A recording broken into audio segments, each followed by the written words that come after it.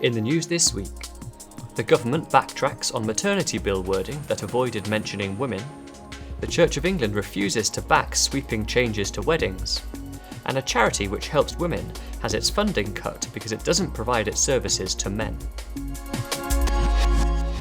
Hello. The government has backtracked over wording in its maternity leave bill which ignored women. It will now refer to a pregnant woman as a mother rather than person. MPs had complained that extreme gender ideology was being written into law, and after the wording was rejected by the House of Lords, the government has now agreed the word mother is legally acceptable. Baroness Noakes, who spoke in the Lords debate, said the original legislation did not respect the fact that only women can be pregnant.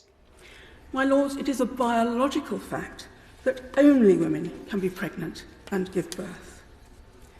That is why laws that relate to maternity issues have in the past routinely been drafted using the word woman, she and her.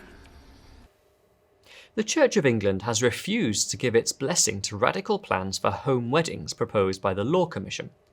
Last year, the Commission recommended that pubs, hot air balloons, rivers and lakes would be suitable locations for weddings if officiated by a state-recognised individual. But the C of E's Mission and Public Affairs Council said commercialisation of the wedding ceremony was undesirable and home weddings would support a deregulated market. Meanwhile, in Scotland, a group of Roman Catholic bishops have called on the government to remove the arbitrary cap on numbers allowed in churches once lockdown is lifted. The First Minister has said churches will be able to reopen from the 5th of April, or a few days earlier, but they will be limited to 20 worshippers, regardless of building capacity. The group is recommending that churches are treated in a similar way to retail outlets, stressing it would be more appropriate for each church building to accommodate a congregation in proportion to its size, rather than on the basis of an imposed number. The Police Commissioner for North Wales has been criticised after calling for free cannabis for prisoners. In an interview with The Guardian, Arfon Jones claimed prescribing cannabis would reduce violence and overdose-related deaths among prisoners. But the Prison Officers Association said free drugs would be used as currency and lead to more violence. Mary Brett of anti-drug charity Cannabis Skunk Sense called the idea absolutely disgraceful and irresponsible. And finally, a domestic violence charity's policy of only housing women has led to its funding being cut after more than 25 years.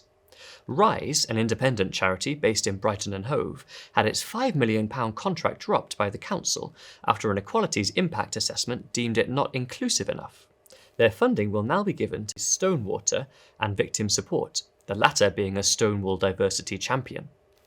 Writing for The Times, columnist Janice Turner hit out at the move, saying Stonewall promotes gender-neutral services not because they're fairer, but because it denies that biological sex matters. Brighton Council previously withdrew thousands of pounds of funding from a care home for elderly Christians because of its religious beliefs on homosexuality. The funding was restored to Pilgrim Homes after it took legal action backed by the Christian Institute.